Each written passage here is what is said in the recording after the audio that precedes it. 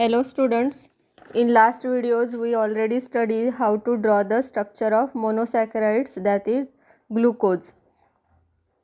How to draw the Fisher projection formula, then ring structure, that is Haworth formula. Okay, in this video we study the representation of the to draw the structure of fructose. Okay, fructose is a levorotatory ketohexose. Okay, ग्लुकोजमध्ये जसं aldehyde group होता ना CHO, तसंच फ्रुक्टोजमध्ये काय असतो, एक keto group असतो. Okay, that's why it is called as the ketohexose. म्हणूनच फ्रुक्टोजला काय म्हणतात, कीटोहेक्झोज म्हणतात. Fructose is also called as the levulose due to levorotation. Fructose हा लेव्हरोटेटरी आहे, म्हणून त्याला काय म्हणतात, लिव्हरोटेशन मुळे त्याला लेव्हेलोज सुद्धा म्हटलं जातं. Being and alpha hydroxy keto compound, fructose is reducing sugar. त्याकडे अल्फा हायड्रॉक्झी कीटो कंपाऊंड आहे, म्हणून हा काय आहे, रिड्युसिंग शुगर आहे. In free state it exist as a mixture of fructopyranose and fructofuranose. Free स्टेटमध्ये फ्रुक्टोज हा कशा मिक्सचरच्या स्वरूपात मिळेल. त्यामध्ये मिक्सचर कशाचं राहणार, फ्रुक्टोपायरॅनोजचं आणि फ्रुक्टोफ्युरानोजचं. Okay, in combined state fructose is found in the form of fructofuranose ring structure.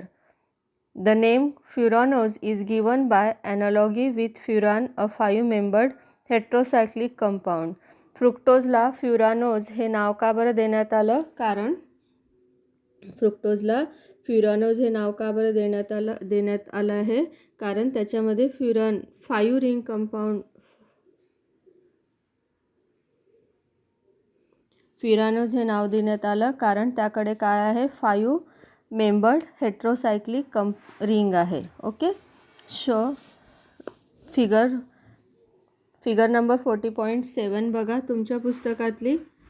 हे स्ट्रक्चर अभ्यास करताना नेहमी पुस्तक जवळ ठेवा. ओके, पेज नंबर 304 आणि फिगर नंबर 14.7. त्यामध्ये बघा, show representation of open chain structure of fructose and ring structure of alpha and beta anomers of फ्रुक्टोफ्युरानोज.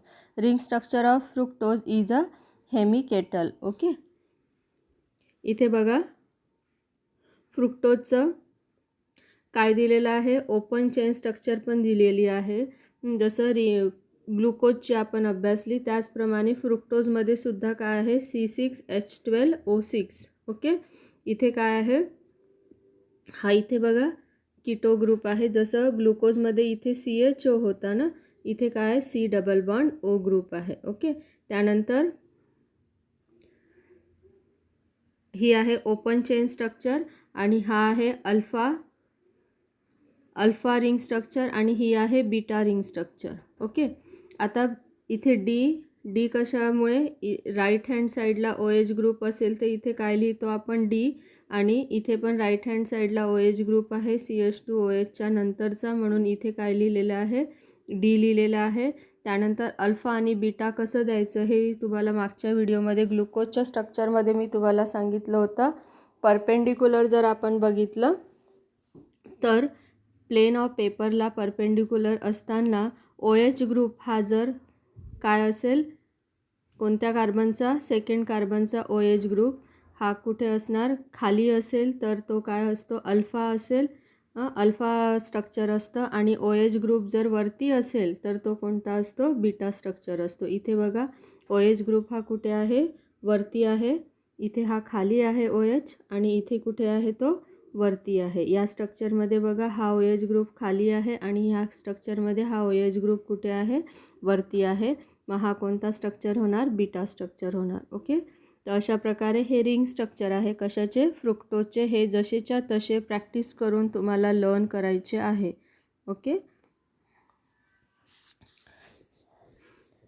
डायसॅकराइड्स. Okay, disaccharides give rise to 2 units of same or different monosaccharides on hydrolysis with dilute acids or specific enzymes. फ्रुक्टोजचं लक्षात आलं structure तुम्हाला, ring structure आणि हेवार्थ फॉर्म्युलानुसार आणि fissure projection फॉर्म्युलानुसार सुद्धा काय आहे, कंपाऊंडचे फ्रुक्टोजचे काय दिलेले आहे, स्ट्रक्चर दिलेलं आहे. जर तुम्हाला सांगितलं की Haworth Fisher projection formula ring structure draw करा फ्रुक्टोजची, तर तुम्ही हे 2 स्ट्रक्चर ड्रॉ करणार. जर हेवार्थ प्रोजेक्शन फॉर्म्युलानुसार ड्रॉ करायचं असेल तर हे आहे, हे बघा, हे पायरॅन स्ट्रक्चर आहे ग्लुकोजचं 5 मेंबर्ड रिंग, आणि त्याप्रमाणे हे काय आहे, फ्रुक्टोजचं स्ट्रक्चर आहे. ओके. त्यानंतर आपण अभ्यासू डायसॅकराइड्स.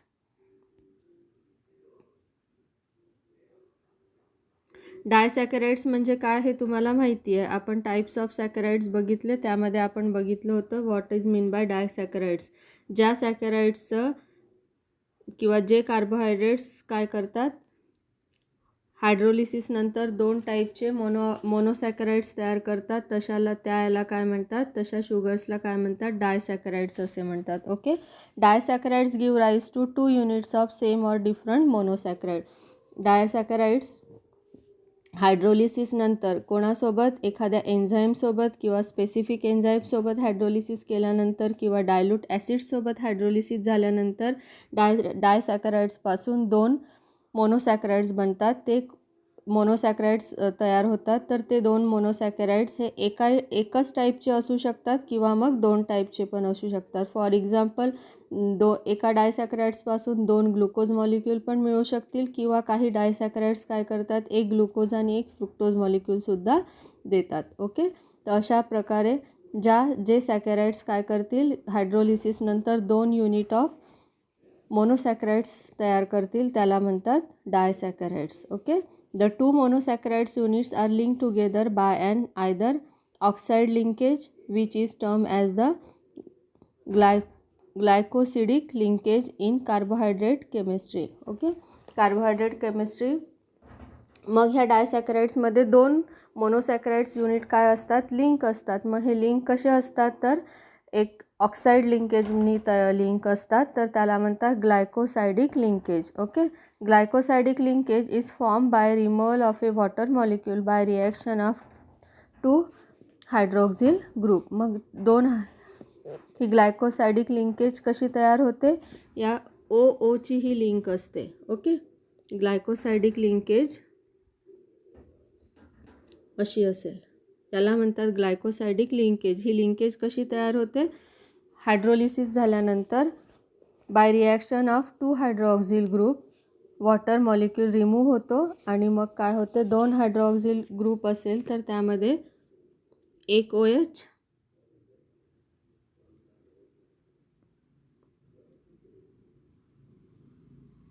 एक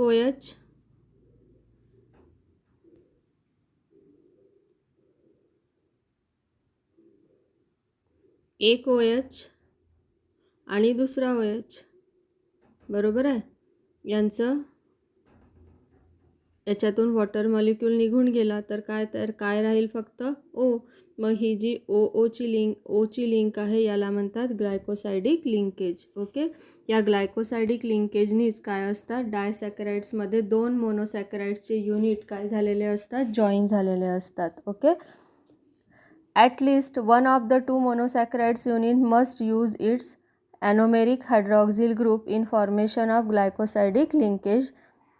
3 most common disaccharides are sucrose, maltose and lactose. Okay. ही ग्लायकोसायडिक लिंकेज तयार करण्यासाठी 2 मोनोसॅकराइड्सपैकी एक मोनोसॅकराइड हा कोणता असतो, ॲनोमॅरिक फॉर्ममधलेला. ॲनोमॅरिक म्हणजे ऑप्टिकल आयसोमर असतो, आणि 2 कसा असतो, सिम्पल कंपाऊंड असतो. एक कसा असेल, सिम्पल कंपाऊंड, आणि एक काय असेल, त्याचा ऑप्टिकल आयसोमर असतो. ओके. मग आपल्याला 3 एक्झाम्पल आहे. कॉमन डायसॅकराइड्स आहे ते कोणते आहे, सुक्रोज, मॉल्टोज आणि लॅक्टोज. तर आपण पहिले बघू sucrose is molecular formula is C12H22O11. Molecular formula काय आहे सुक्रोजचा, C12H22O11. ओके. याआधी आपण फ्रुक्टोजचं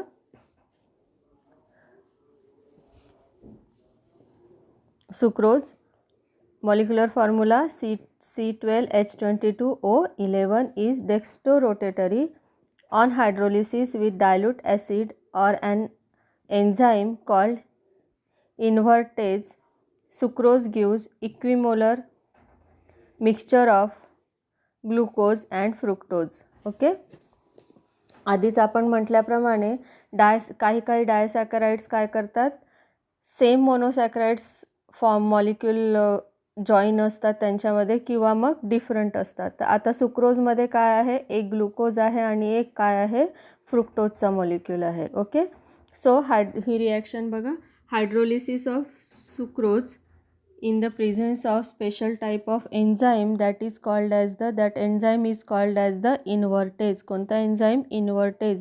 In presence of invertase enzyme, when hydrolysis of sucrose takes place, we found the two molecules of monosaccharide, that is dextrorotatory glucose and dextrorotatory fructose. Okay, since the lever rotation of fructose is larger than the dextrorotation of glucose, the hydrolysis product has net lever rotation. Hence, hydrolysis of sucrose is also called as the inversion of sucrose, and the product is called the invert sugar. Structure of sucrose contain glycosidic linkage between C1 and alpha glucose and C2 of beta fructose. Okay, यामध्ये glucose हा dextrorotatory राहील, तर fructose हा कसा राहणार, लिव्हरोटेटरी राहणार. Glucose हा alpha glucose फॉर्ममध्ये राहील, तर फ्रुक्टोज हा बीटा फ्रुक्टोज फॉर्ममध्ये राहणार. ओके, मग या दोनमध्ये काय असतं, जॉईन असते. आपण आधी बघितल्याप्रमाणे कोणती लिंक राहणार यांच्यात, ग्लायकोसायडिक लिंकेज राहणार. मग ही ग्लायकोसायडिक लिंकेज कुठे राहील, तर त्यामध्ये C1 कार्बन इन्व्हॉल्व होणार अल्फा ग्लुकोजचा आणि C2 कोणाचा होणार, बीटा ग्लुकोजचा. मग 14.8 फिगर बघा तुमच्या पुस्तकामधली, पेज नंबर 305 मधली 14.8 फिगर बघा. यामध्ये हायड्रोलिसिस ऑफ काय दाखवलेलं आहे, फ्रुक्टोज दाखवलेला आहे. हा बघा फ्रुक्टोजचा मॉलिक्यूल आहे एक. हे आहे स्ट्रक्चर ऑफ फ्रुक्टोज. याच्यापासून काय तयार झालेलं आहे, एक D glucose.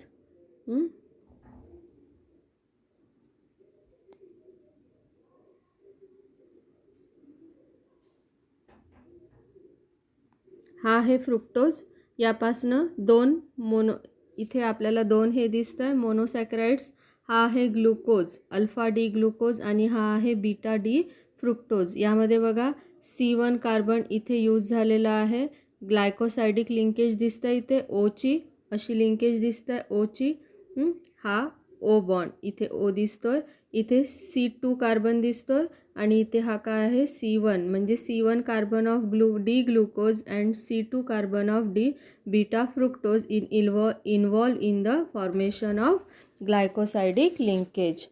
Okay, all of you understand the structure of sucrose. Okay, since the potential aldehyde and ketone groups of both the monosaccharide units are involved in the formation of glycosidic bond, sucrose is a non-reducing sugar. Okay, glycosidic bond formation करण्यासाठी काय झालेले आहे, दोन्ही मोनोसॅक्राइड involve झालेले आहे, म्हणून sucrose हा काय आहे, नॉन रिड्युसिंग शुगर आहे. आलं लक्षात. This is the structure of sucrose. Then we study the structure of maltose.